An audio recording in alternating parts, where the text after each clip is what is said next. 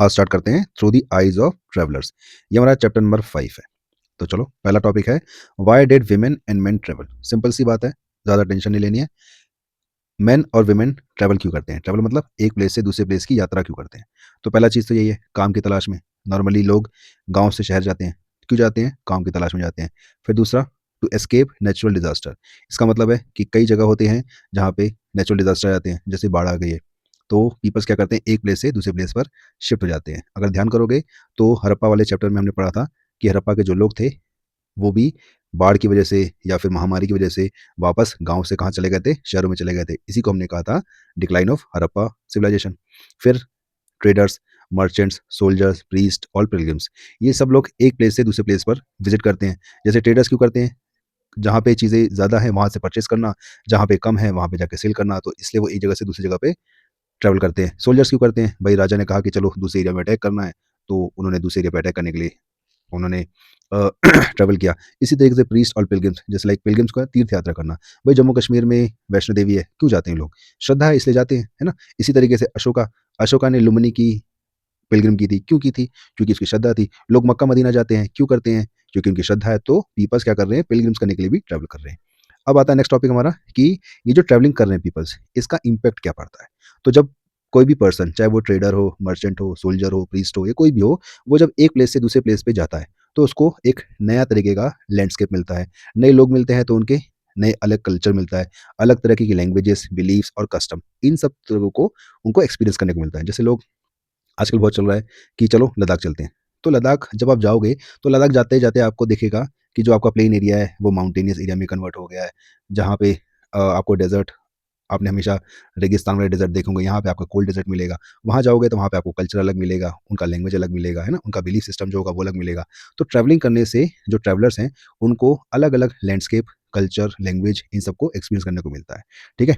अब ये जो एक्सपीरियंसेस हैं, है ना? इसमें जो अनयूजुअल एक्सपीरियंसेस होंगे, मतलब ऐसे एक्सपीरियंसेस जैसे लाइक जो हमने नहीं देखा है या हमारे से अलग है, वो एक्सपीरियंसेस बहुत ही रिमार्केबल एक्सपीरियंसेस होते हैं। वो हमेशा याद रह जाते हैं, है ना? जैसे जब अभी हम देखेंगे, हम 3 ट्रैवलर्स को पढ़ेंगे, अल-बरूनी, इब्न बतूता और फ्रैंको बर्नियर। तो उसमें हम देखेंगे एक ट्रैवलर इंडिया में पान और नारियल के बारे में डिस्कस करता है।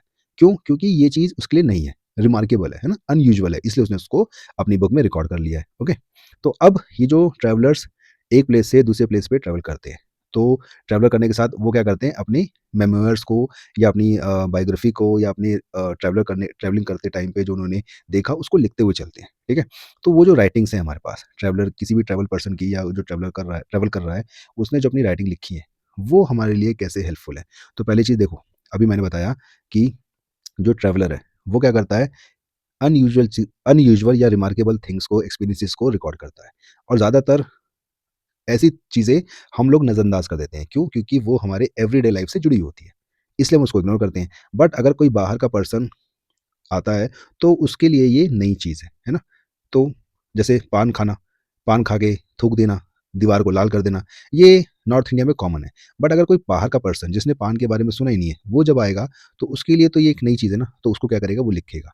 तो ट्रैवलर्स हमारे लिए क्यों इंपॉर्टेंट है? क्योंकि वो ऐसी चीज़ें भी लिख देते हैं जो हमारे लिए यूज़ टू हो गए, है ना? फिर दूसरी चीज़ है कि they provide valuable insight into the lives of प पीपल इन पास्ट। ये जो ट्रैवलर्स हैं, ये पता नहीं कब आए थे, इतने साल पुराने आए थे और अपनी रिकॉर्डिंग्स को लिख के गए। तो जब उनको हम पढ़ते हैं, तो हमें पता चलता है कि पास्ट में पीपल्स कैसे रहते थे, ठीक है? अब ये जो ट्रैवलर्स आए हैं, सभी ट्रैवलर्स एक जैसे नहीं होते, उनमें बेसिक डिफरेंस होता है। जैसे विजयनगर एम्पायर में एक पर्सन आया था, अब्दुल रज़ाक। ये कौन था? ये एक एम्बेसडर था, ठीक है? तो जब वो as a ambassador Vijayanagara empire में आया, तो उसने क्या लिखा? कोर्ट के बारे में, विजयनगर कोर्ट के बारे में, वहाँ का जो पॉलिटिकल मैटर्स थे, उनके बारे में लिखा, ठीक है? इसी तरीके से फ्रैंकोई बर्नियर, वो मुगल एम्पायर में आया था, तो उसने मुगल एम्पायर के अंदर जो चीज़ को एक्सपीरियंस किया, जैसे लाइक एडमिनिस्ट्रेशन को एक्सपीरियंस किया, तो उसके बारे में लिखा, ठीक है? इसी तरीके से अल-बरूनी इंडिया में आया, तो जब वो इंडिया में आया तो वो अपने इंटरेस्ट के थ्रू आया, है ना? तो जब वो यहाँ आया तो उसने यहाँ के रिलिजन के बारे में, आर्किटेक्चर के बारे में, कस्टम के बारे में, फ़ोकलोर के बारे में, लोकगीत या लोक कथाओं के बारे में, ट्रेडिशंस के बारे में लिखा, ओके?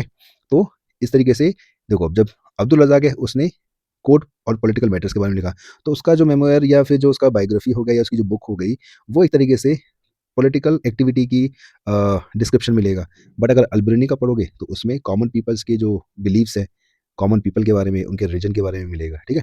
अब आते हैं हम लोग नेक्स्ट कि ये जो ट्रैवलर्स आए, क्या ये एकदम इन्होंने जो अपने अकाउंट्स छोड़े, वो क्या एकदम परफेक्ट हैं या उनके अंदर भी कोई लिमिटेशन है? तो पहली चीज़, लिमिटेशन है, कोई भी चीज़ परफेक्ट नहीं होती। तो पहला लिमिटेशन क्या है?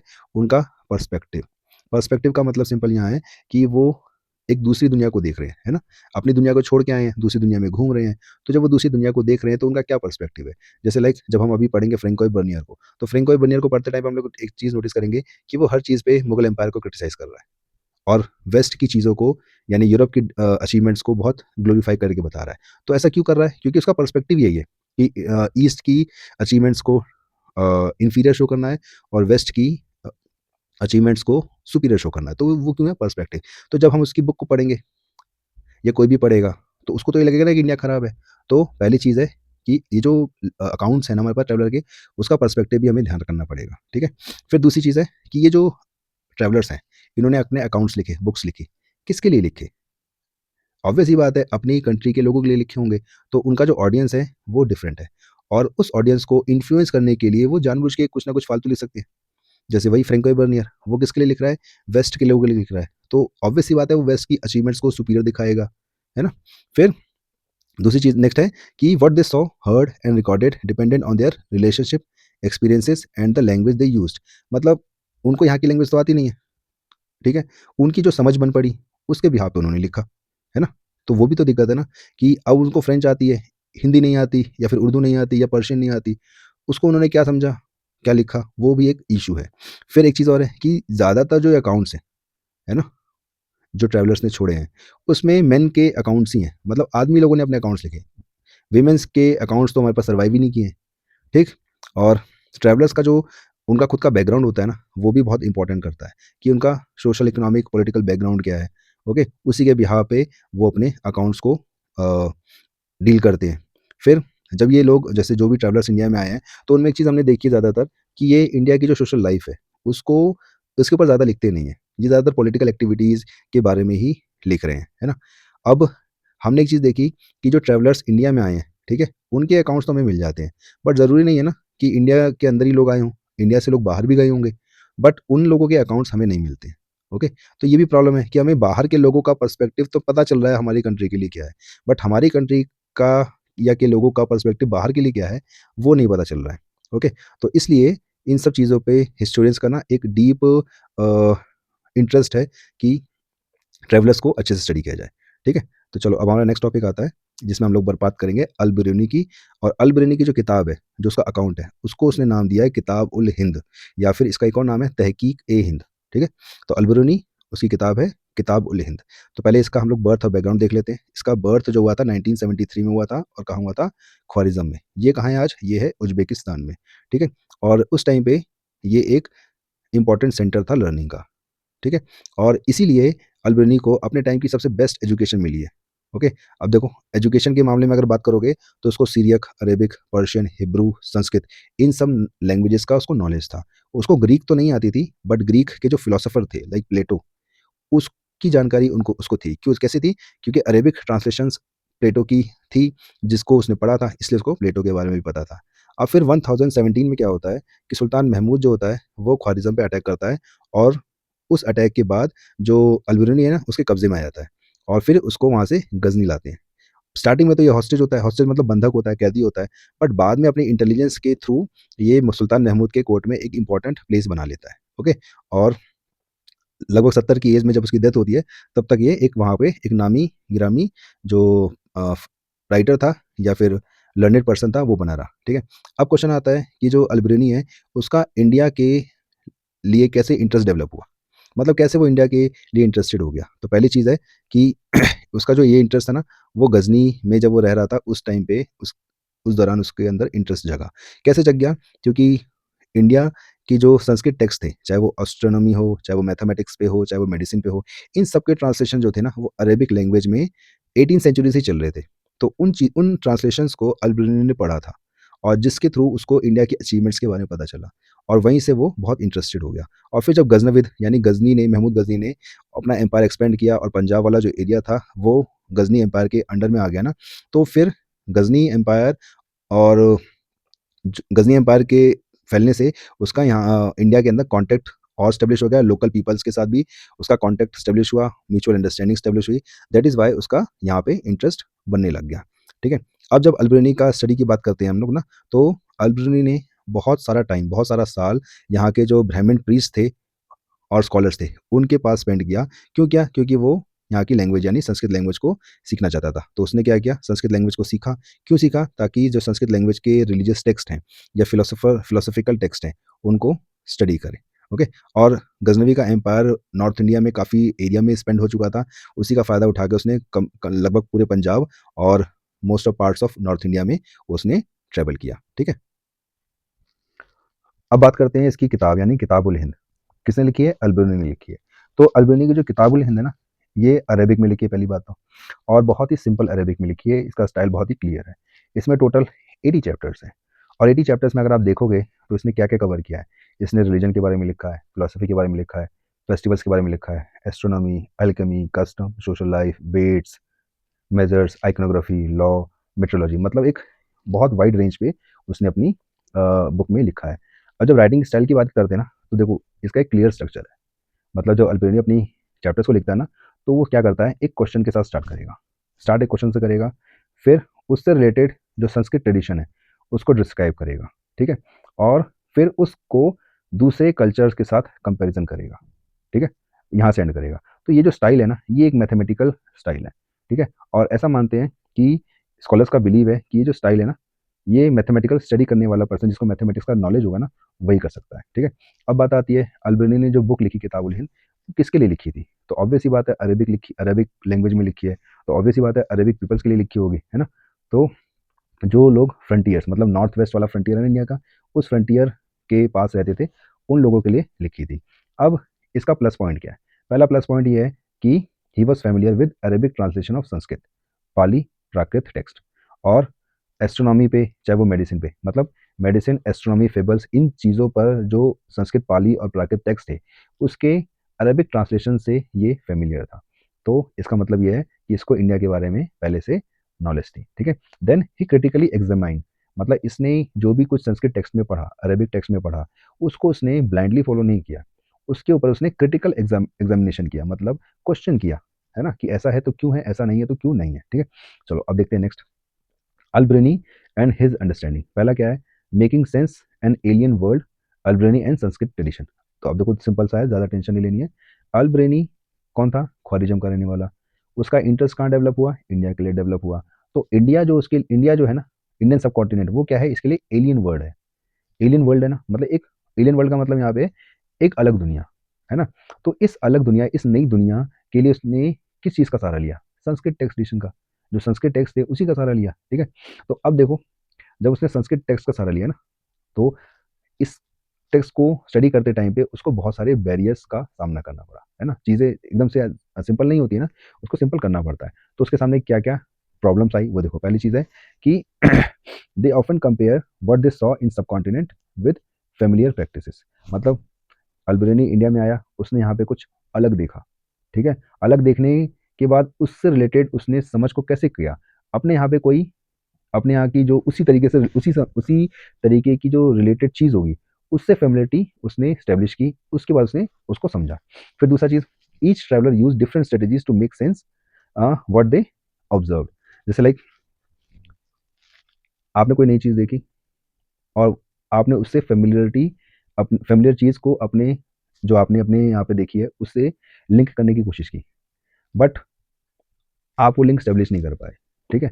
अब जब आप लिंक एस्टेब्लिश नहीं कर पाए, तो आपके अंदर क्या होगी? एक झुंझलाहट होगी, ठीक है। जैसे लाइक देखो simple, for example Albiruni questioned the claim that wooden idol lasted 2,16,432 years. मतलब उसको कोई एक लकड़ी की स्टैचू देखने को मिला, और जब उसने पूछा कि ये कितनी पुरानी है, तो बताने वाले ने बताया कि ये 2,16,432 साल पुरानी है, ठीक है। अब उसने ये चीज़ पूरी तरीके से नहीं मानी। क्यों? उसने दिमाग लगाया कि ये है लकड़ी की, और लकड़ी की है तो उसपे हवा भी लगेगी, है ना? पानी भी लगेगा।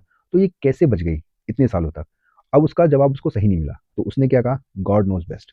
इस तरीके से उसने अपनी झुँझलाहट निकाली और अपनी प्रॉब्लम से उसको ओवरकम किया, ठीक है? तो पहली चीज़ देखो क्या है, अब अगर आपसे पूछ ले कि ये तो था ट्रैवलर्स का ओवरऑल, अब आपसे अगर पूछ ले कि अल-बेरूनी ने कौन-कौन सी प्रॉब्लम को फेस किया, तो पहला था अवेयरनेस ऑफ बैरियर्स, मतलब उसको पता था कि कौन कौन सी बैरियर्स आएंगे। Albiruni recognise the difficulties in understanding India and discuss several obstacles. पहला ऑब्स्टिकल क्या है? लैंग्वेज। ठीक है, पहले यहाँ पे इंडिया में या इंडिया के जो ज़्यादातर टेक्स्ट हैं वो किस लैंग्वेज में? संस्कृत लैंग्वेज में है। ठीक है, और ये जो लैंग्वेज है ना संस्कृत लैंग्वेज, ये अरेबिक और पर्शियन लैंग्वेज से एकदम अलग है। ओके, और जब एकदम अलग है तो संस्कृत के जो टर्म्स होंगे या कंसेप्ट होंगे या कीवर्ड्स होंगे, उनका एग्जैक्ट ट्रांसलेशन कर पाना अरबिक में या पर्शियन में बहुत डिफिकल्ट टास्क है। ठीक है, फिर दूसरा चीज़ है रिलीजन। रिलीजन का मतलब यहाँ ये है कि अल्बेनी जिस रिलीजन को फॉलो करता है यानी इस्लाम को फॉलो करता है, उसके जो रिलीजियस बिलीफ है या प्रैक्टिसेस हैं, वो इंडिया के जो रिलीजन है, चाहे वो हिंदुइज्म हो, चाहे वो बुद्धिज्म हो, चाहे जैनिज्म हो, वो एकदम अलग है ना। तो उसको समझने में दोनों को, यहाँ के रिलीजन्स को समझने में इसको थोड़ी सी प्रॉब्लम हुई। फिर लोकल इंसुलरिटी, इसका क्या मतलब है? संकीर्णता, मतलब कुएं का मेंढक। उसने एक चीज़ नोटिस की, यहाँ के जो लोग हैं ना वो सेल्फ एब्जॉर्प्शन से पीड़ित है। इसका मतलब ये है कि इंडिया के जो लोग हैं वो मानते हैं कि इंडिया अपने आप में बेस्ट है, हमसे बेस्ट, हमसे ज़्यादा अचीवमेंट किसी के पास है ही नहीं। तो जब भी इस चीज़ को अल्बेनी ने फेस किया तो उसको बहुत ख़राब लगा कि वो जो सोचता है कि इंडिया के जो पीपल्स हैं ना वो अपने आप को बेस्ट मान रहे हैं, और इसीलिए वो दूसरों को स्टडी भी नहीं करना चाह रहे। ठीक है, तो ये एक एक मेजर बैरियर था उसके लिए। अब हमारे लिए क्या बैरियर है? अब जैसे आज हम हिस्ट्री पढ़ रहे हैं तो हमारे लिए क्या बैरियर है? पहला बैरियर ये है कि अल्बेनी ने जब इंडिया के बारे में जाना तो किससे जाना? संस्कृत टेक्स्ट से जाना। संस्कृत टेक्स्ट को किसने लिखा? ब्राह्मण्स ने लिखा। तो यानी अल्बेनी का जो परसेप्शन है वो ब्राह्मण्स के परसेप्शन से मैच करेगा, है ना। तो he frequently cited text like Vedas, Puranas, Bhagavad Gita, Patanjali work, Manusmriti to understand Indian society. मतलब ये जितने भी टेक्स्ट हैं ये सब संस्कृत टेक्स्ट हैं। इनको किसने लिखा या किस, इनके ऊपर किसकी मोनोपोली है? ब्राह्मण्स की मोनोपोली है। तो ऑब्वियस सी बात है इसके अंदर ब्राह्मण्स का पर्सपेक्टिव होगा सोसाइटी के लिए। तो अब इन्हीं सोर्सेस को अल्बेनी भी पढ़ ले रहा है, तो उसका भी परसेप्शन ब्राह्मण के परसेप्शन से मैच कर जाएगा, है ना। चलो अब नेक्स्ट आते हैं, अल्बेनी ने इंडिया के कास्ट सिस्टम के बारे में क्या कहा। तो पहली चीज़ आपको याद रखो, क्या कहा था? अल्बेनी का क्या स्टाइल है? वो पहले स्टार्ट करेगा एक प्रॉब्लम से, क्वेश्चन से, फिर उससे रिलेटेड एक संस्कृत ट्रेडिशन लेके आएगा, फिर उसकी फेमिलियरिटी करेगा किससे? अपने यहाँ की किसी ट्रेडिशन से, फिर देगा अपना कंक्लूजन। ठीक है, चलो पहला सोशल कास्ट सिस्टम। तो वो क्या बोल रहा है कि इंडिया के अंदर ये जो कास्ट सिस्टम है, कास्ट सिस्टम ने क्या किया इंडिया के अंदर, पहले बताओ। इंडिया में कास्ट सिस्टम ने क्या किया है? पीपल्स को उनके कास्ट के बिहाव पे डिवाइड किया, यानी कास्ट सिस्टम क्या है? एक सोशल डिवीजन है। ठीक है, तो ये जो सोशल डिवीजन है ना, according to Albiruni was not unique to India. India के अंदर ये सोशल डिवीजन यूनिक नहीं है, मतलब ऐसा उसके वहाँ भी मौजूद है ना। जैसे like he noted social division existed in many societies, not just India. जैसे लाइक अपने यहाँ का एग्जांपल दे रहा कि एंशंट जो पर्शिया था, वहाँ पे भी जो सोसाइटी थी ना वो 4 कैटेगरीज में डिवाइडेड थी। लाइक पहली कैटेगरी नाइट और प्रिंसेस, दूसरी category Monks, fire priest, lawyers, तीसरी कैटेगरी फिजिशियन, एस्ट्रोनॉमर्स और अदर स्कॉलर्स, और चौथी कैटेगरी पीजेंट्स एंड आर्टिजन्स। तो मतलब ये बोल रहा है कि सोशल जो डिवीजन है ना वो हर सोसाइटी में कॉमन है ना, हर सोसाइटी में कॉमन है। बट इसके साथ साथ ये भी कह रहा है कि इस्लाम के अंदर ऑल पीपल आर इक्वल। ठीक है, तो देखो अपने आप को काउंटर कर रहा है। ठीक, अब फिर आता है कि अल्बेनी ने ये तो बोला कि social division like caste system in India वो यूनिक नहीं है, सोशल डिवीजन और भी जगह है। लेकिन इंडिया में जब हम कास्ट सिस्टम की बात करते हैं तो उसके अंदर हमें ये जो नोशन ऑफ पोल्यूशन है ना उसको भी जोड़ना पड़ता है। अब ये नोशन ऑफ पोल्यूशन क्या है? देखो इसको ऐसे ध्यान रखते हैं, हमने हमने पीछे चैप्टर में पढ़ा भी है कि अकॉर्डिंग टू हिंदुइज्म, है ना, अकॉर्डिंग टू हिंदुइज्म जितने भी हिंदू फॉलोअर्स हैं, जितने all the Hindu followers are divided into 4 groups, Brahmin, Kshatriya, वैश्य और शूद्र। ठीक है, तो ये क्या है? ये है वर्ण, कास्ट नहीं है, ये है वर्ण, ब्राह्मण, क्षत्रिय, वैश्य और शूद्र। ठीक है, अब इनका भी सब डिवीजन होगा लाइक शूद्रास। ठीक है, शूद्रास में सब डिवीजन है, शूद्रास में सब डिवीजन है, तो इनको कहेंगे कास्ट। तो मतलब subdivision of varnas is known as caste. और ये जो ज़्यादातर कास्ट होती है वो किस पे डिपेंडेंट होती है? ये प्रोफेशन पे डिपेंडेंट होती है। प्रोफेशन मतलब कि सेम प्रोफेशन से रिलेटेड जो पीपल्स होंगे वो एक कास्ट में होंगे। ठीक है, अब आता है notion of pollution. Notion of pollution का मतलब सिंपल है कि कुछ वर्णाज हैं जिनके काम बहुत शुद्ध हैं, और कुछ वर्णाज हैं जिनके काम बहुत अशुद्ध हैं, लाइक अनटचेबल्स। ठीक है, तो यहाँ पे यही है कि अल्बेनी ये कह रहा है कि हमारे पास, हमारे पास ही नहीं, मतलब सोसाइटी, हर सोसाइटी में क्या होते हैं? डिवीजन होते हैं।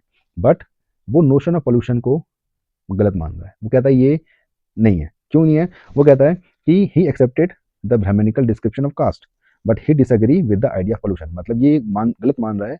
ये नहीं अल्बेनी नहीं मानता कि कोई काम गंदा होता है या कोई काम खराब होता है। क्यों नहीं मानता? क्योंकि नेचुरली रिटर्न टू प्योरिटी, मतलब नेचर जो है ना, वो चीज़ों को शुद्ध करती रहती है, कोई चीज़ अशुद्ध नहीं होती है। नेचर का काम ही है अशुद्ध चीज़ों को शुद्ध करना। जैसे लाइक सन क्या करता है, वो एयर को शुद्ध कर देता है। जो समुद्र में सॉल्ट है ना, वो क्या करती है, वो पानी को शुद्ध करती रहती है। तो इसीलिए जो ये नोशन ऑफ सोशल पोल्यूशन है, वो गलत है ना? ठीक है? चलो अब नेक्स्ट आते हैं। अब आते हैं अल्बर्नी का वर्ना सिस्टम के बारे में क्या मानना है। तो पहली चीज़ उसने ये बताया कि वर्ना सिस्टम जो है वो कहाँ पे है, हिंदू सोसाइटी में है। इस हिंदू सोसाइटी में 4 वर्णाज़ हैं, पहला ब्राह्मण, फिर क्षत्रिय, फिर वैश्य, फिर शूद्र। ब्राह्मण जो हैं वो हाई वर्ण, हाई कास्ट है, ठीक है? और ये जो ब्राह्मण्स हैं, ये कहाँ से आए? ये ब्रह्मा के हेड से आए हैं, ठीक है? और ये बेस्ट ऑफ मैनकाइंड है, मतलब हिंदुओं में सबसे बेस्ट है, ऐसा अल्बेनी का मानना है, ठीक है? फिर जो क्षत्रियाज हैं, वो कहाँ से आए हैं? वो शोल्डर और हैंड ऑफ ब्रह्मा से निकले हैं, और ये ब्राह्मण्स के बाद दूसरे नंबर पे आते हैं। फिर आते हैं वैश्यास, ये ब्रह्मा की थाई से पैदा हुए हैं। फिर आते हैं शूद्रास, जो ब्रह्मा के फीट से निकले हैं, ठीक है? अब अल्बेनी आगे कहता है कि जो ऊपर के दो हैं, ब्राह्मण और क्षत्रिय, उनके बीच में ज़्यादा डिफरेंसेस नहीं है। बट अगर ऊपर के दो लेयर्स को नीचे के दो वर्णा से कंपेरिजन करेंगे, तो डिफरेंसेस बहुत ज़्यादा बढ़ जाते हैं। इवन वो क्या बोलता है कि ये डिफरेंसेस हैं, बट इसके बाद भी ये जो कास्ट है ना, ये जो वर्णाज हैं, ये एक साथ रहते हैं सेम टाउन में और सेम विलेजेस में, ठीक है? अब आप ध्यान करो, वो सॉरी, चाइनीज ट्रेवलर वाला, चाइनीज ट्रेवलर वाला क्या कहता है कि अनटचेबल्स कहाँ रहते हैं, है ना? अब आप देखो, आपको गलती पता चल रही है ना अल्बेनी की। फॉरेन ट्रैवलर्स जो चाइना के आए, है ना, बुद्धिस्ट चाइनीज ट्रैवलर्स, वो कहते हैं कि चांडाल जो होते हैं वो गांव के एकदम कोने में रहते हैं, और ये क्या बोला है, लिव टुगेदर। तो आपको अल्बेनी की कमी भी पता चल गई, ठीक है? चलो अब नेक्स्ट आते हैं। तो व्हाट वी अंडरस्टैंड, हमने अंडरस्टैंड क्या किया कि जो इसका डिस्क्रिप्शन है, किसका, अल्बेनी का डिस्क्रिप्शन है, वो किस पे बेस्ड है? नॉर्मेटिव संस्कृत। नॉर्मेटिव संस्कृत, महाभारत याद करो, नॉर्मेटिव और डिडक्टिव, मैं अब दोबारा नहीं बताऊंगा, ठीक है? नॉर्मेटिव संस्कृत टेक्स्ट पे डिपेंडेंट है, और नॉर्मेटिव संस्कृत टेक्स्ट क्या करते हैं, ब्राह्मण के जो रूल्स हैं, सोसाइटी में ऐसा होना चाहिए, वो बताते हैं, है ना? In practice the system was less rigid. For example, the antyaja provide cheap labour to peasants and zamindars, while socially oppressed they were still integrated into economic networks। मतलब हमने एक पढ़ा था ना कि according to varna system Brahmanical text क्या कह रहे हैं, और एक्चुअली में क्या है। ब्राह्मणिकल टेक्स्ट बोल रहे हैं कि वर्ण इंटर वर्णा मैरिज नहीं होनी चाहिए, है ना? बट हमने देखा भीम का हिडिंबा से मैरिज हुआ, तो है ना? और फिर ब्राह्मणिकल टेक्स्ट कह रहे हैं स्त्री के पास धन नहीं होना चाहिए, बट हमने देखा कि गुप्त जो प्रिंसेस थी, वाकाटक रूलर की रानी, महारानी थी, उसने क्या किया, उसने डोनेट किया। अब नाम मुझे बताओ कमेंट बॉक्स में कि क्या है उसका नाम, ठीक है? अब आते हैं हमारा नेक्स्ट ट्रेवलर। नेक्स्ट ट्रेवलर है हमारा इब्ने बतूता, और उसकी बुक का नाम है रेहला, ठीक है? आपको याद रखना है, मे भी मैच करने के लिए पूछ लें कि अल्बरेनी की बुक का नाम क्या है, इब्ने बतूता की बुक का नाम क्या है, ओके? अब इब्ने बतूता जो था वो कहाँ पे पैदा हुआ है? टेंजियर में। टेंजियर कहाँ है? मोरक्को के अंदर। अब मोरक्को के अंदर ये एक रिस्पेक्टेड फैमिली में पैदा हुआ था, जो इस्लामिक लॉ या शरिया में बहुत ही ज़्यादा स्किल्ड थी। तो ऑब्वियस सी बात है, इसको बचपन से ही इस्लामिक लॉज की जानकारी रही होगी, है ना? फिर receive a strong literary and scholastic education from young age. जैसे मैंने कहा था कि जब पढ़े लिखे खानदान से है, तो ऑब्वियस सी बात है इसकी एजुकेशन भी अच्छी सी होगी। बट इसकी जो अप्रोच है ना लर्निंग की, वो एकदम अलग है। अप्रोच क्या है? ये बुक की नॉलेज को कम तवज्जो देता है, और ट्रैवलिंग के थ्रू जो नॉलेज मिल रही है ना, उसको ज़्यादा तवज्जो देता है। और ये पीपल्स को और लैंड्स को, डिफरेंट डिफरेंट लैंड्स को, लैंडस्केप को, कल्चर को एक्सप्लोर करना इसको बहुत अच्छा लगता है, ठीक है? इवन इंडिया में आने से पहले ये Mecca, Syria, Iraq, Persia, Yemen, Oman और ईस्ट अफ्रीका के बहुत सारे ट्रेडिंग पोर्ट्स की तरफ इसने अपना रुख किया था, वहाँ पे बहुत घुमा, वहाँ बहुत सीखा, ठीक है? और ये इंडिया में कब आया? इंडिया में आया 1333 में, वाया सेंट्रल एशिया। कहाँ पे आया? इंडिया के अंदर सिंध में आया, ठीक है? और जब ये सिंध में आया, तो वहाँ इसने सुल्तान मोहम्मद बिन तुगलक के बारे में, उसके रेपुटेशन के बारे में सुना, और ये फिर दिल्ली आया। दिल्ली कैसे आया? मुल्तान होके आया, मुल्तान और उच्च से होके आया, ठीक है? ओके। अब जब ये दिल्ली आता है, तो दिल्ली के सुल्तान के साथ इसका कैसा रिलेशन होता है? तो ऑब्वियस सी बात है, मैंने बताया कि ये बहुत ही लर्नेड पर्सन था, और शरिया के बारे में इसको पता था। तो जब ये दिल्ली में आया, और दिल्ली के सुल्तान को इसके स्कॉलरशिप के बारे में पता चला, तो इसीलिए मोहम्मद बिन तुगलक ने इसको क्या किया, दिल्ली का काजी यानी जज अपॉइंट कर दिया। और ये काफ़ी साल तक उसने दिल्ली का काजी बन के रहा। बट बीच में क्या हुआ कि मोहम्मद बिन तुगलक के साथ इसके रिलेशनशिप खराब हो गए, तो उसकी वजह से इसको उठा के जेल में डाल दिया, है ना? बट बाद में इसके रिलेशनशिप ठीक हो गए, जो दोनों के बीच में मिसअंडरस्टैंडिंग थी वो ठीक हो गई। उसके चक्कर में इसको फिर से वापस इसकी सर्विस दे दी, मतलब फिर से दिल्ली का काजी बना दिया। और 1342 में सुल्तान ने क्या किया, इसको चाइना भेजा कि भाई मेरी तरफ से तुम क्या करो, चाइना जाओ, है ना। ठीक। अब हम आते हैं इसके डिस्क्रिप्शन पे। इसने अपनी जो बुक लिखी है ना, इसमें बहुत सारे डिस्क्रिप्शन दिया है। इसमें एक है कोकोनट एंड द पान। मतलब इब्ने बतूता जब इंडिया आया ना, तो उसने कोकोनट और पान में बहुत इंटरेस्ट दिखाया। क्यों? क्योंकि ये वहाँ पे नहीं था, है ना, और वहाँ पे था तो वहाँ से अलग भी था। अब ये मैंने क्या बोल दिया, वहाँ पे था तो अलग था, कैसे अलग था चलो देखते हैं। तो उसने दो टाइप के प्लांट्स को डिस्क्राइब किया है, पहला है कोकोनट और दूसरा है पान। चलो पान के बारे में देखते हैं क्या है। पान के बारे में उसने बहुत ही डिटेल में डिस्क्रिप्शन दिया है। वो बोलता है कि जो पान है ना, ये ग्रेप वाइन मतलब अंगूर की जो खेती होती है ना, उसकी लताएं जो होती है ना, मतलब लताएं वो होती हैं जैसे वो एक दीवार के साथ चिपकती रहती हैं, उसमें है ना पत्ते होते हैं, वैसे होती है, ठीक है। और बट अंगूर की खेती क्यों करते हैं? उसके अंदर फ्रूट लगते हैं। बट अगर हम लोग पान की बात करें ना, तो पान की खेती फ्रूट के लिए नहीं, उसके पत्तों के लिए की जाती है। और ये जो पत्ते हैं ना, इनको खाया जाता है। और खाया कैसे जाता है? खाने से पहले इसके ऊपर एरिका नट यानी सुपारी, उसको क्रश करके छोटे छोटे पीसेस में उसके साथ रखा जाता है। फिर मतलब जो जो पान के पत्ते होते हैं उनके बीच में रखा जाता है, और उसके ऊपर चाक यानी चूना लगाया जाता है, ठीक है। और फिर खाया जाता है उसको फोल्ड करके। ओके। और ये जो पान क्या करता है, ये माउथ को फ्रेश करता है, और ये बहुत ही कॉमन यूज में आता है, ठीक है। अब आता है कोकोनट का। तो कोकोनट के बारे में इसने बहुत अच्छा लिखा है। क्यों? क्योंकि ये बहुत ही अनूठा है, अपने आप में अलग है ना, और बहुत ही एस्टोनिशिंग ट्री है। क्यों है चलो देखते हैं। तो पहली चीज़ है कि ये डेट यानी खजूर के जैसा दिखता है। कोकोनट का जो ट्री है ना, वो खजूर के जैसा दिखता है, बट इसमें खजूर नहीं लगते। इसमें क्या लगते हैं? कोकोनट लगते हैं।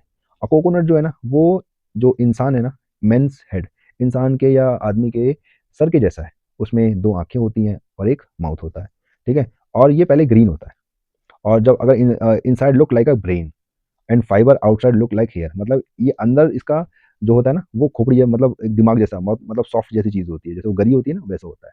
और बाहर जो होते हैं उसके बाल जैसे बाल होते हैं, ठीक है।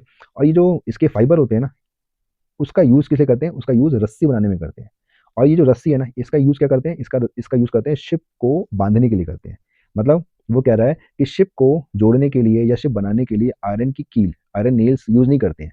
क्या करते हैं? फाइबर की ये जो कॉयर है ना, जो कोकोनट की फाइबर से बनी है, उसको यूज़ करते हैं, ठीक है। अब आते हैं इब्न बतूता ने इंडिया की जो सिटीज़ हैं उनके बारे में क्या लिखा है। तो पहली चीज़ है कि इंडिया की जो सिटीज़ है ना, वो फुल ऑफ अपॉर्चुनिटीज़ है। मतलब यहाँ पे बहुत सारे अवसर मिलते हैं, है ना। इट मीन्स यहाँ पे अगर कोई पर्सन जिसके पास स्किल है, जो रिसोर्सेस हैं, तो वो बहुत ही ज़्यादा यहाँ पे प्रोग्रेस करेगा, ठीक है। फिर they were densely populated prosperous though occasionally disrupted by wars and invasion.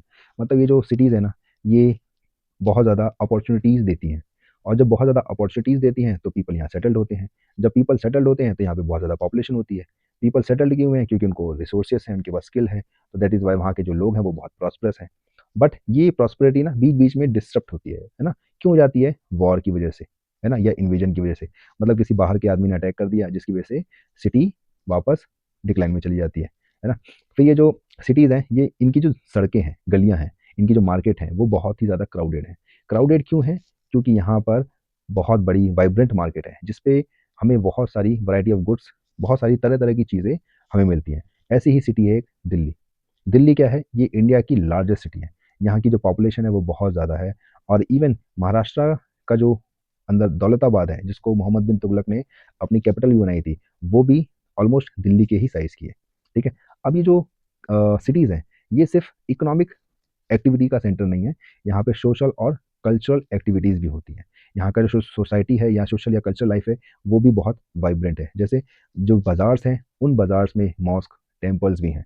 और इवन मॉस्क और टेम्पल के साथ-साथ बहुत सारा स्पेस भी होता है, पब्लिक स्पेस होता है, जहाँ पे पीपल्स क्या करते हैं, परफॉर्मेंस करते हैं। लाइक डांसर डांस करते हैं, म्यूजिशियन गाते हैं, सिंगर्स, है ना? ये सब होता है।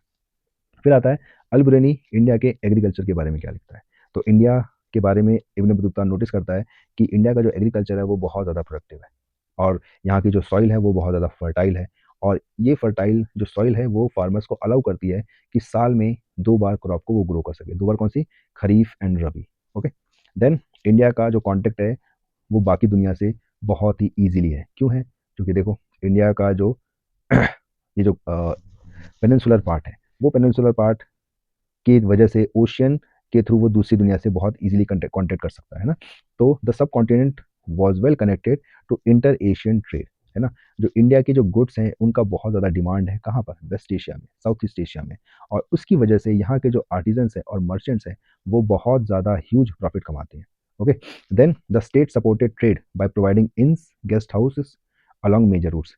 अभी जो इंडिया के अंदर ट्रेडिंग एक्टिविटी चल रही है उसकी वजह से बहुत ज़्यादा मुनाफा होता है, और जब वो मुनाफा होता है, प्रॉफिट होता है, तो उस मुनाफे का कुछ शेयर मर्चेंट्स किसको देते हैं, स्टेट को देते हैं। तो इसीलिए स्टेट भी क्या करता है, जो इंपॉर्टेंट मेजर रूट्स हैं, ट्रेडिंग रूट्स हैं, उनके ऊपर उनके पास इंस या गेस्ट हाउस, इंस मतलब सराय, है ना, इन सबको बनाता है। ओके।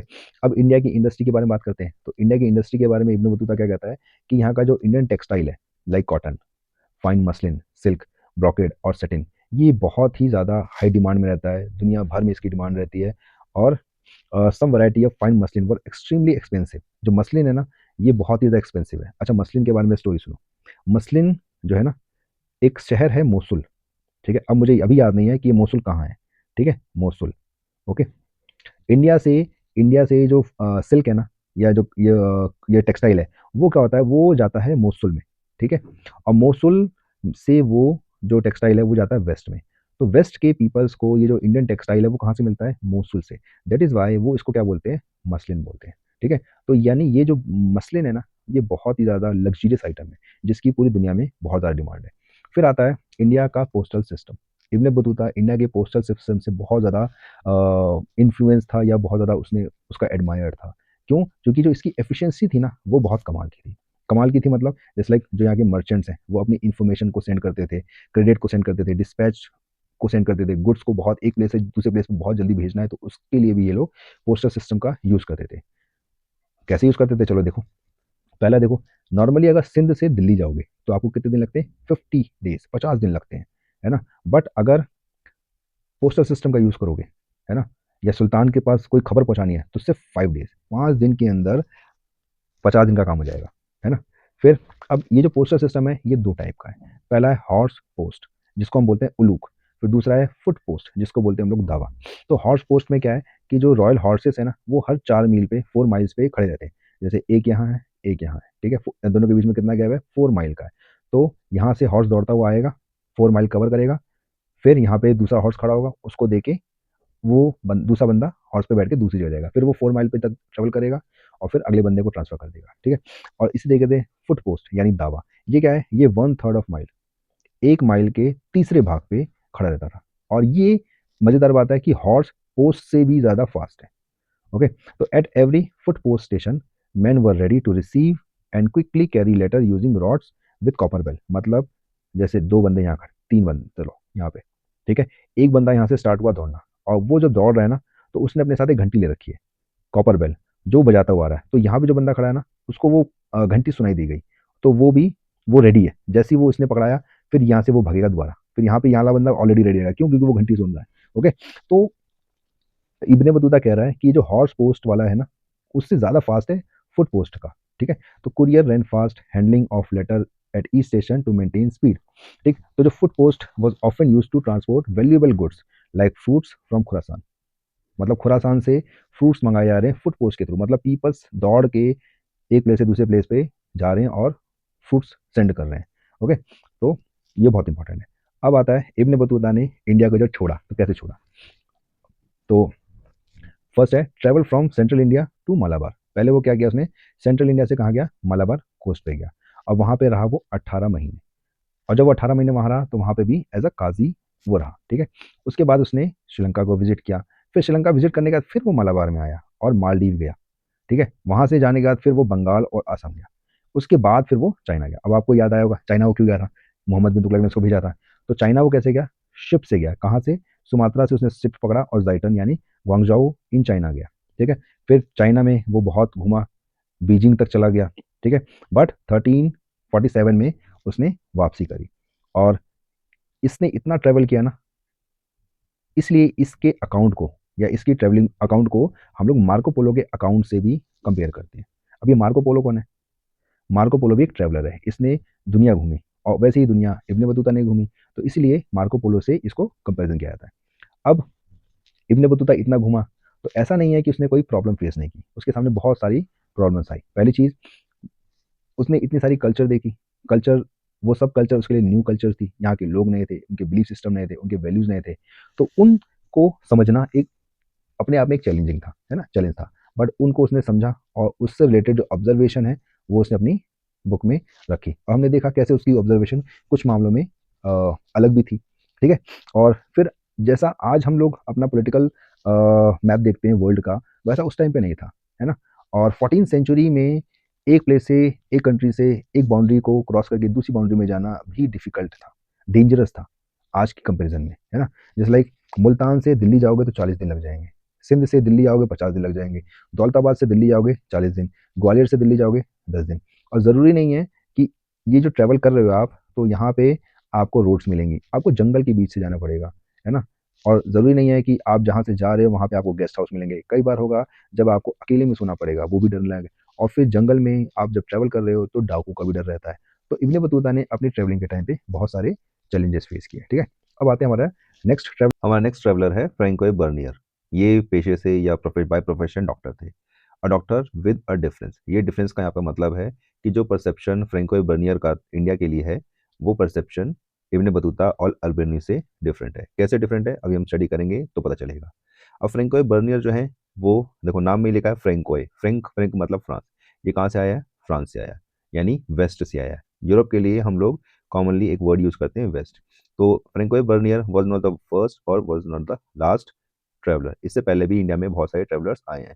इवन 1500 के टाइम पे हम लोग देखते हैं कि पोर्चुगीज इंडिया में आ चुके हैं, वास्को डी गामा 1498। और इन पोर्चुगीज ट्रैवलर्स ने इंडिया के कस्टम और रिलीजन के ऊपर बहुत सारे अकाउंट्स लिखे हैं। इन्हीं ट्रैवलर्स में हम लोग देखते हैं जेसुइट रोबर्टो नोबली, है ना। ये जो है इन्होंने इंडियन टेक्स्ट को यूरोपियन लैंग्वेज में ट्रांसलेट किया है। फिर इसी में एक और हैं डुआर्टे बारबोसा। इन्होंने क्या किया, इन्होंने साउथ इंडिया की जो सोसाइटी है ना, उसके बारे में और ट्रेड के बारे में अपने अकाउंट में लिखा है। फिर 1600 के बाद इंडिया में डच, इंग्लिश, फ्रेंच ट्रेवलर्स आना स्टार्ट हो जाते हैं। फ्रेंच ट्रेवलर में एक ट्रेवलर और है जिसका नाम है जीन बैप्टिस्ट ट्रेवनियर। ये इंपॉर्टेंट इसलिए है क्योंकि ये एक जूलर था, मतलब एक जौहरी था, और इंडिया में ऑलमोस्ट 6 टाइम आया है। ठीक है, इसका जो मेन फोकस था वो ट्रेड के ऊपर फोकस था। ये इंडिया आता था और यहाँ से जो मोती या हीरे हैं उनका ये ट्रेडिंग करता था। और इसके साथ साथ उसने इंडिया और ईरान के बीच में कंपैरिजन भी किया है। फिर हमारा एक और ट्रैवलर है मनुची। ये कौन है? ये एक इटालियन डॉक्टर है और ये तो इंडिया में परमानेंटली सेटल भी हो गया था। फिर अब हम आते हैं अपने ट्रैवलर फ्रैंकोए बर्नियर पे। अगर अब हम फ्रैंकोए बर्नियर की बात करें तो ये जैसे मैंने बताया एक फ्रेंच डॉक्टर था, पॉलिटिकल फिलोसोफर था, ये हिस्टोरियन भी था। और ये कब आया? ये मुगल एम्पायर के टाइम पे आया, जब मुगल एरा था तब ये आया है। और क्यों आया था? क्योंकि अप, इसको अपॉर्चुनिटी की तलाश थी। मतलब ये अपने आप को एक स्टेब्लिश लाइफ देना चाहता था, और उस स्टेब्लिश लाइफ को देने के लिए इसने ये इंडिया में मुगल एम्पायर के टाइम पे आया। जब ये इंडिया में आया तो ऑलमोस्ट यहाँ पे 12 साल रहा यहाँ पर। और इस दौरान उसने प्रिंस दाराशिको यानी शाहजहाँ का जो बेटा था दाराशिको, उसको सर्व किया एज अ फिजिशियन। फिर एक मुगल कोर्ट में एक आर्मेनियन नोबेल थे, दानिशमंद खान। ठीक है, इसको भी इन्होंने क्लोजली वर्क किया, मतलब इसके साथ भी इन्होंने बहुत काम किया। अब ये जो फ्रैंकोए बर्नियर है, ये जब 12 साल इंडिया में रहा और इसके बारे में इसने लिखा, तो ये जो इसका अकाउंट है वो फर्स्ट जो पब्लिश हुआ वो 1670 टू 71 के टाइम पे हुआ। और इसके पब्लिश होने के बाद इसका बहुत ही जल्दी another European languages like English, Dutch, German और इटालियन लैंग्वेज में ट्रांसलेशन हुआ, पब्लिश हुई बुक्स। और 1670 से 1725 के ड्यूरेशन में ये जो बुक्स है ना, जो मल्टीपल लैंग्वेजेस में पब्लिश हुई हैं, वो मल्टीपल टाइम रीप्रिंट हुई हैं। यानी फ्रेंच लैंग्वेज में इसको 8 टाइम रीप्रिंट किया है। मतलब फर्स्ट टाइम में कुछ बुक्स पब्लिश हुई होंगी, मान लीजिए 100 कॉपीज़ पब्लिश हुई होंगी, तो वो कॉपीज़ बहुत जल्दी सेल हो गई और उसके बाद फिर इसको दोबारा रिप्रिंट किया गया। यही चीज़ अगर इंग्लिश लैंग्वेज की बात करें तो 1684 तक इसकी बुक की 3 टाइम्स तक रिप्रिंट हो गई थी। ठीक है, अब अगर हम लोग देखें तो अरेबिक और पर्शियन ट्रैवलर्स के जो अकाउंट्स थे, है ना, वो जो अकाउंट्स हैं उनका सर्कुलेशन नॉर्मली मैन्युस्क्रिप्ट्स में होता था। मतलब एक मैन्यू जिस पर्सन ने बुक लिखी है वो उसकी मैन्युस्क्रिप्ट होगी। अगर किसी और पर्सन को इस बुक को सर्कुलेट करना है तो पहले उसको अपना मैन्युस्क्रिप्ट बनाना होता था। बट अगर बर्नियर के केस में देखें तो यहाँ पे हम लोग क्या देख रहे हैं कि इसकी बुक पब्लिश हो रही है, प्रेस की वजह से पब्लिश हो रही है, और जिसकी वजह से इसका सर्कुलेशन बहुत ज़्यादा है और इसी वजह से इसने बहुत ज़्यादा पॉपुलरिटी गेन की है। देन अब अगर हम लोग बर्नियर के राइटिंग स्टाइल की बात करें तो ये क्या करता है अपने राइटिंग स्टाइल में? ईस्ट और वेस्ट, ईस्ट मतलब एशियन कॉन्टिनेंट के जो कल्चर है उसको, और वेस्ट वेस्ट मतलब यूरोपियन जो कल्चर है उसको कॉन्टिन्यूसली कंपेयर कर रहा है। अब जैसे कि ईस्ट में एशिया की बात हुई है, तो ये कहाँ रहा है, इंडियन सब कॉन्टिनेंट में रहा है। तो ऑब्वियसली बात ये इंडियन कंडीशंस को यूरोप की कंडीशंस से कंपेयर करेगा। और इसने जो अपनी बुक है वो लुई 14 को डेडिकेट की है। इसके साथ साथ इसने ये जो बुक है, इसमें जो राइटिंग्स हैं या जो लेटर्स इसने लिखे हैं, ये नॉर्मली फ्रांस के जो ऑफिशियल क्लास है या मिनिस्टर क्लास है, जो वहाँ का पॉलिसी मेकर है, उसके लिए लिख रहा है, ताकि उनके लिए एक मिसाल कायम कर रहा है कि देखो इंडिया में ऐसा हो रहा है और उसकी वजह से ये इम्पैक्ट आ रहे हैं, तो आप इसके अकॉर्डिंगली अपनी पॉलिसीज़ को डिज़ाइन करो। ठीक है। अब अगर हम लोग बात करें इसकी बुक की ऑथेंटिसिटी की, तो वो थोड़ी-सी क्वेश्चन, उसमें हम लोग क्वेश्चन मार्क लगाते हैं। क्यों लगाते हैं? क्योंकि ये अपनी बुक में हमेशा इंडिया को एक बैकवर्ड कंट्री के रूप में डिस्क्राइब कर रहा है कंपैरेटिवली यूरोप के, और इसीलिए इसका जो असेसमेंट है वो हमेशा एक्यूरेट नहीं है। ठीक है? कैसे नहीं है? अभी हम लोग देखते भी हैं। ठीक है? अब बात आती है कि ये जो इसने अकाउंट लिखा है, इसका ऑडियंस कौन है? मतलब इसका एम क्या है बर्नियर का? क्यों ये अपनी अकाउंट को लिख रहा है? तो पहली चीज़, इसका जो एम है इस बुक को लिखने का, वो है फ्रांस के जो पॉलिसी मेकर हैं या फिर इंटेलिजेंसिया, यानी जो वहाँ का इंटेलेक्चुअल क्लास है, उसको गाइड करना है। क्या गाइड करना है? कि देखो इंडिया में ये चीज़ चल रही है, इसके अकॉर्डिंगली तुम अपने डिसीजंस लो, ताकि वो डिसीजंस तुम्हारे राइट हो। तो बर्नियर की जो बुक है उसका नाम क्या है? उसका नाम है ट्रेवल्स इन मुगल एम्पायर। अब इस बुक में वो क्या करता है, मुगल एम्पायर से रिलेटेड ऑब्जर्वेशंस को बहुत ही ज़्यादा डिटेल में लिखता है। और ये जो ऑब्जर्वेशंस लिखी है ना उसमें, वो हमेशा क्रिटिकली एग्जामाइन की गई है, कि हमेशा उसकी बैड एस्पेक्ट को ही दिखा रहा है वो। क्यों दिखा रहा है? क्योंकि वो चाहता है कि यूरोप को वो बेस्ट शो करे। और जब भी वो वेस्ट को कोई एग्जाम्पल दे रहा है, तो उसके लिए वो हमेशा मुगल हिस्ट्री को अ, एक फ्रेमवर्क में रख रहा है, कि देखो मुगल्स की वजह से ऐसा हो रहा है, तुम ऐसा मत करना। ओके। तो अल्टीमेटली क्या है कि वो कॉन्स्टेंटली क्या कर रहा है, इंडिया को कंपेयर कर रहा है कंटेम्प्रेरी यूरोप से, और उसके थ्रू यूरोप की सुपेरियरिटी को क्लेम कर रहा है। और ये जो स्टाइल वो यूज़ कर रहा है, उसको हम लोग बोलते हैं बाइनरी अपोजिशन। बाइनरी अपोजिशन क्या होता है? देखो सिंपल सा है। बाइनरी अपोजिशन में हम लोग क्या करते टेंडेंसी में या स्टाइल में क्या करते हैं, कि हम लोग दो चीज़ों को एक पेयर बनाते हैं, और ये जो पेयर है ना, वो एक दूसरे के अपोजिट होता है। जैसे लाइक यहाँ पे हमने किसका बर्नियर ने किसका पेयर बनाया है? इंडिया और यूरोप का बनाया है, और दोनों को एक दूसरे से अपोजिट दिखाया है। जैसे यूरोप को उसने क्या दिखाया है? एडवांस्ड, ऑर्डरली और सुपीरियर टाइप का कल्चर दिखाया है। बट इंडिया के बारे में अगर उससे पूछोगे तो कैसा है? बैकवर्ड, केओटिक और इंफीरियर टाइप का कल्चर है यहाँ पर, यह सिस्टम है। तो ये क्या है? बाइनरी अपोजिशन, मतलब दो चीज़ को एक साथ पेयर बनाया और उन दोनों को एक दूसरे से अपोजिट दिखाया, इसी को हम लोग कहते हैं binary opposition.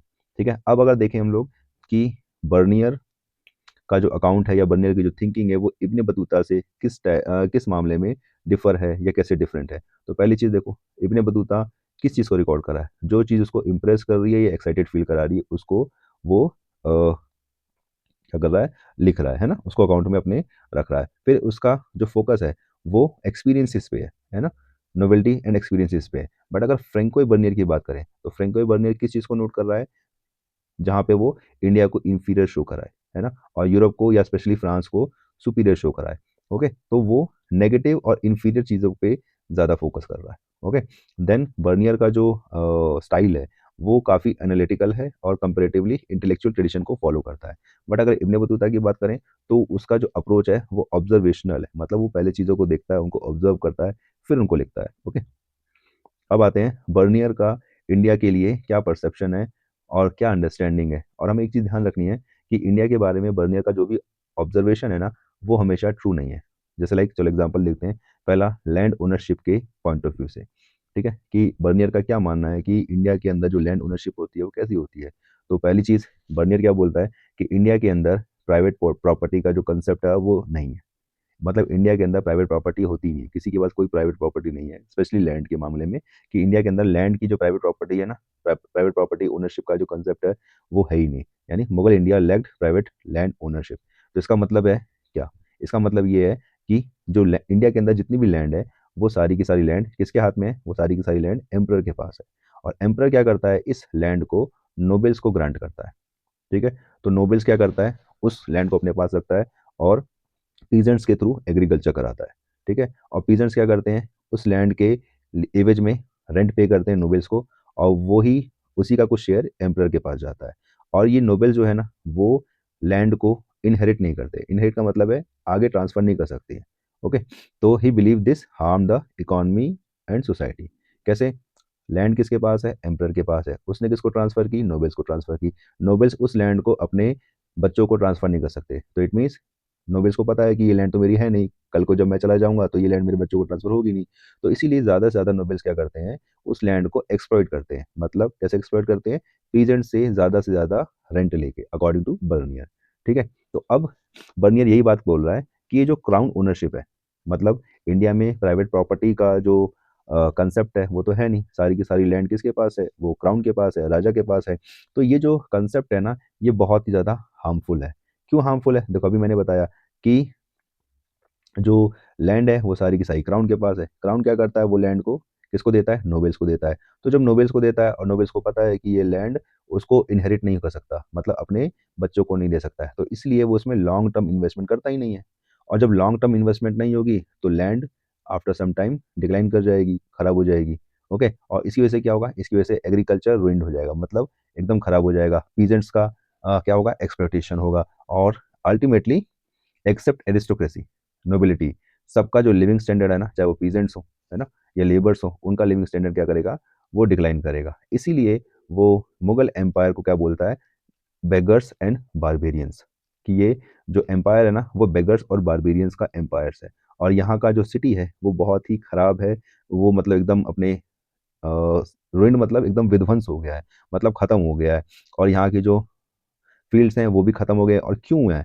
Just because of crown land ownership. Okay, फिर अगर हम लोग बात करें अब कि बर्नियर का जो पॉइंट ऑफ व्यू है वो सिटीज़ के लिए क्या है, कि मुगल इंडिया के अंदर जो सिटीज़ है, चाहे वो दिल्ली है या कोई अदर सिटीज़ है, आगरा है, उसके लिए बर्नियर का क्या पॉइंट ऑफ व्यू है? तो बर्नियर बोलता है कि मुगल इंडिया के अंदर जो भी सिटीज़ है ना, वो कैंप टाउन है।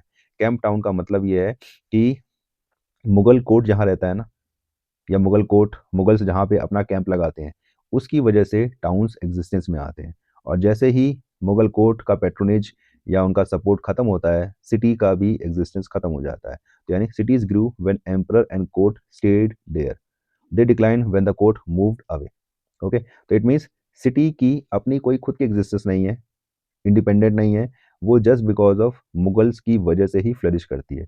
अदरवाइज जैसे ही मुगल्स वहाँ से मूव करते हैं, वहाँ की सिटी का भी खत्म हो जाता है, या वो खत्म हो जाता है। तो it means cities were dependent अब largely on royal patronage for survival. अब अगर बात करें देखो कि बर्नियर का पीजेंट्स के बारे में क्या ख्याल है, तो देखो, जब उसने पहले ही बता दिया हमें कि इंडिया के अंदर क्राउन ओनरशिप है, सारी लैंड किसकी है? क्राउन की है। और लैंड, क्राउन क्या करता है? लैंड को नोबिलिटी को देता है, नोबिलिटी उसके ऊपर एग्रीकल्चर कराता है पीजेंट से, और उनसे रेंट लेता है। तो इसकी वजह से पूरा का पूरा जो हिंदुस्तान का कंट्री साइड है वो कैसा है? वो है बैरन, बंजर, पुअरली कल्टिवेटेड और स्पर्शली पॉपुलेटेड, मतलब ज़्यादा लोग वहाँ रहते नहीं हैं। और जो ज़्यादातर अच्छी जो लैंड है ना, वो अभी उस पर कल्टिवेशन नहीं होता है। क्यों नहीं होता है? क्योंकि लेबर का कमी है। क्यों लेबर का कमी है?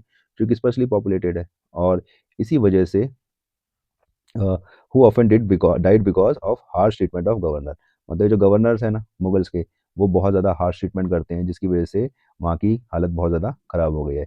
इवन ये जो गवर्नर्स हैं ना, ये बहुत ज़्यादा ग्रीडी होते हैं, और ग्रीडी होने की वजह से बहुत ज़्यादा रेंट पीजेंट से लेते हैं। और अगर पीजेंट्स अपना रेंट सबमिट नहीं कर पाते, तो गवर्नर क्या करते हैं? उनके चिल्ड्रंस को, बच्चों को क्या करते हैं? अपना स्लेव बना लेते हैं। और ऐसी सिचुएशन से बचने के लिए, सफरिंग से बचने के लिए, पीजेंट्स क्या करते हैं? उन जगहों को, लैंड को छोड़ देते हैं और जंगलों में चले जाते हैं। इट मीन्स बर्नियर क्या बताने की कोशिश कर रहा है? बर्नियर ये बताने की कोशिश कर रहा है कि डियर यूरोपियंस, आपको प्राइवेट प्रॉपर्टी के कंसेप्ट को इग्नोर नहीं करना चाहिए, क्योंकि प्राइवेट ओनरशिप के अपने अपने बेनिफिट्स हैं। ठीक है, चलो अब नेक्स्ट आता है कि बर्नियर की जो थिंकिंग है, या सही है कि गलत है। तो सिंपल सी बात है, ये थिंकिंग गलत है। क्यों गलत है हम बताते हैं। ठीक है, पहली चीज, Mughal records do not show the state as the sole land owner. हमारे पास जो मुगल रिकॉर्ड्स है ना, उनके जो डॉक्यूमेंट्स है, उसमें कहीं भी हमें नहीं दिखता कि मुगल्स अपने आप को लैंड ओनर, मतलब ये बता रहे हैं कि हम ही सोल लैंड ओनर है। ठीक है, इवन जो अबुल फजल है ना, वो अबुल फजल कहता है कि हम जो भी कुछ पीजेंट से ले रहे हैं वो रेवेन्यू है, रेंट नहीं है। किराया अलग होता है और रेवेन्यू अलग होता है ना। अगर आप किसी घर में रह रहे हैं और घर में रहने की वजह से आप उसको हर मंथली कुछ देते हैं, तो उसे किराया कहते हैं। लेकिन अगर इस घर की वजह से आपको कोई मुनाफा हो रहा है और उस मुनाफे का एक शेयर आप हमें दे रहे हैं, तो वो रेंट नहीं है, वो है रेवेन्यू। तो अबुल फजल कह रहा है कि मुगल एम्परर क्या कर रहे हैं? वो पीजेंट्स को प्रोटेक्शन प्रोवाइड कर रहे हैं।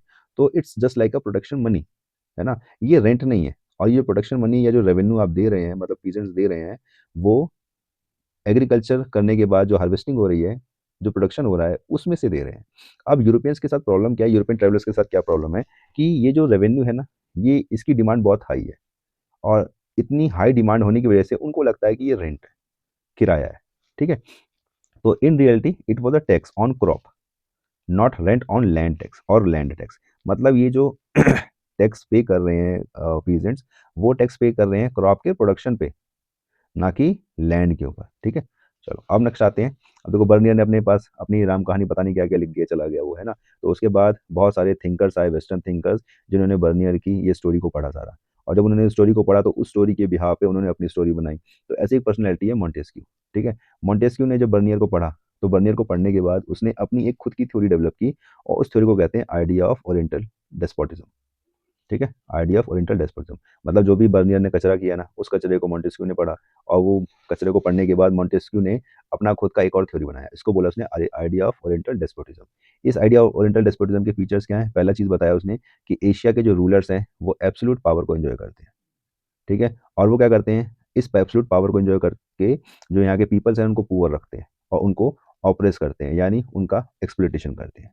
ठीक है, पहला चीज़ तो ये। दूसरा चीज़ क्या बोला कि जो जितनी भी लैंड है ना, वो सारी की सारी लैंड किंग को बिलोंग करती है, और यहाँ पे प्राइवेट प्रॉपर्टी का जो कंसेप्ट है वो है ही नहीं। ठीक है, और लास्ट पॉइंट क्या है कि यहाँ पे यानी इंडिया के अंदर या एशिया के अंदर जो एम्परर और नोबल्स हैं वही अच्छे से रहते हैं, और बाकी जो हैं बस सर्वाइव करते हैं। ठीक है, तो आइडिया ऑफ ओरिएंटल डेस्पोटिज्म, मतलब बर्नियर ने जो कचरा किया ना, उस कचरे के बिहार पे मॉन्टेस्क्यू ने एक और नया कचरा किया, और उस नए कचरे को कहते हैं हम लोग आइडिया ऑफ ओरिएंटल डेस्पोटिज्म।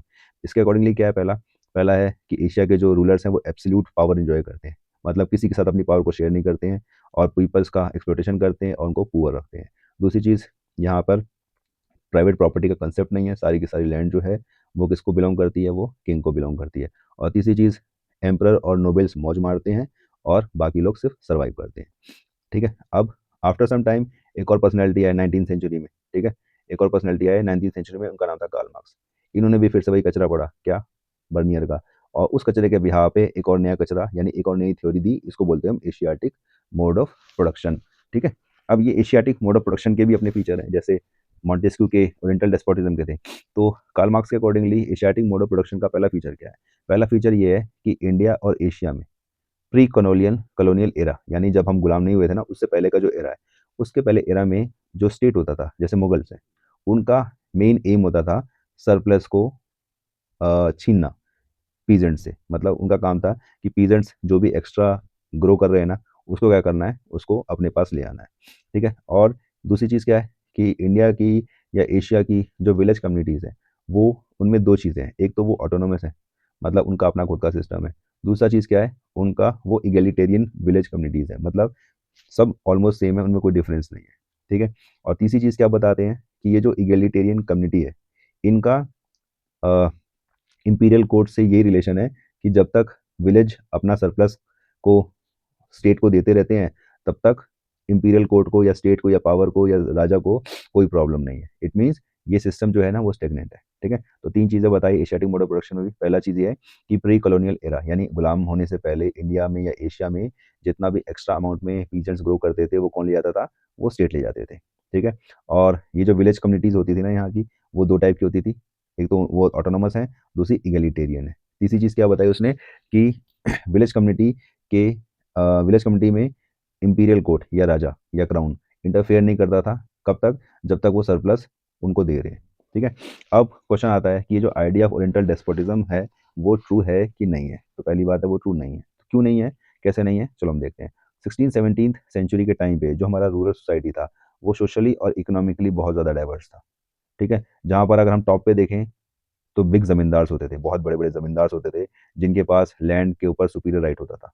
ठीक है, और सबसे बॉटम पे देखेंगे तो लैंडलेस अनटचेबल लेबर्स होते थे, और इसके बीच में बहुत बड़े बड़े पीजेंट्स होते थे, जो हायर लेबर का यूज़ करके एग्रीकल्चर करते थे, और फिर स्मॉलर पीजेंट्स भी होते थे जो थोड़ा बहुत ग्रो करते थे। तो इस तरीके से ये जो ओरिएंटल डेस्पोटिज्म का जो थ्योरी है ना, वो गलत है।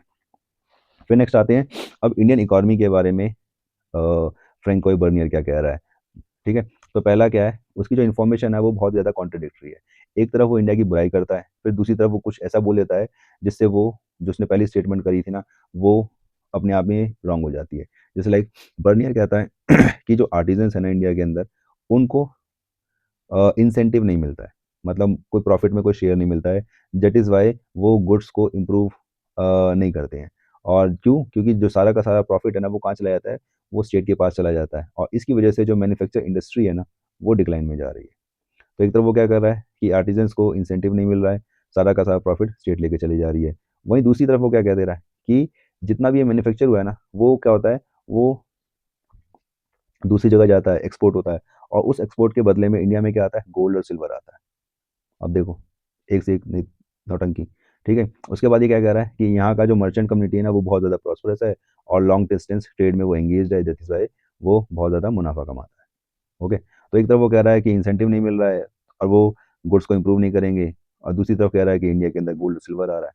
तो इसी तरीके से अगर हम देखेंगे कि agriculture of craft production and craft production के बारे में उसका क्या डिस्क्रिप्शन है, तो देखो अभी देखो कि उसने क्या कहा था, इंसेंटिव नहीं मिल रहा है, फिर ऊपर क्या कहा कि इंडिया में क्राउन ओनरशिप है लैंड की, जिसकी वजह से एग्रीकल्चर खराब हो रहा है। अब देखो वो इंडिया के एग्रीकल्चर और क्राफ्ट प्रोडक्शन की तारीफ करेगा, क्या कर रहा है कि बंगाल का जो फर्टिलिटी सॉइल है ना वो बहुत फर्टाइल है ना, इवन वो इजिप्ट से ज़्यादा राइस, कॉर्न और अदर एसेंशियल चीज़ों को ग्रो कर रहा है।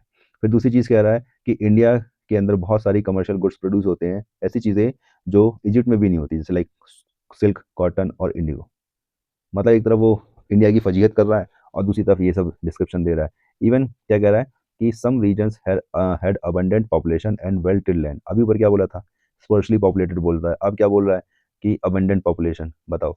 फिर जो यहाँ के आर्टिजन्स हैं, वो कह रहा है कि यहाँ के जो आर्टिजन्स हैं वो हालांकि थोड़े से लेजी हैं, बट फिर भी वो बहुत सारा काम करते हैं, कारपेट बना रहे हैं, ब्रॉकरी बना रहे हैं, एम्ब्रॉयडरी कर रहे हैं, गोल्ड सिल्वर के क्लोथ बना रहे हैं, और बहुत टाइप के सिल्क बना रहे हैं, कॉटन गुड्स बना रहे हैं, जिसका लोकल में भी यूज़ होता है और इवन वो एक्सपोर्ट भी होता है। और अल्टीमेटली इतना सारा प्रोडक्शन हो रहा है जिसकी वजह से चीज़ें एक्सपोर्ट हो रही हैं, और एक्सपोर्ट होने के बाद क्या हो रहा है कि इंडिया के अंदर गोल्ड और सिल्वर आ रहा है, और वो सारा का सारा सिल्वर अल्टीमेटली हिंदुस्तान में ऑब्जर्व हो जा रहा है। तो देखो, दोनों चीज़ें वो बोल रहा है ना, कॉन्ट्रडिक्टरी है। तो जब भी आपको बोलेगा ना कि बर्नियर का जो इन्फॉर्मेशन है वो कॉन्ट्रडिक्टरी है, तो आपको दोनों चीज़ें लिखनी है कि एक तरफ वो बोल रहा है कि इंडिया के अंदर जो क्राउन ओनरशिप है उसकी वजह से क्या हो रहा है, और फिर ये सब भी लिखना है। ठीक है, अब आते हैं बर्नियर का डिस्क्रिप्शन है इंपीरियल कारखाना। इंपीरियल कारखाना का मतलब ये है कि जो कारखाना है ना, वर्कशॉप्स हैं, ये मुगल्स के कंट्रोल में। ठीक है, ओके। तो कारखाना जो है ना वो ज़्यादातर क्या होते थे, उनमें बड़े बड़े हॉल होते थे, और ये एक जगह नहीं बहुत जगह इनको सेटअप किया होता था।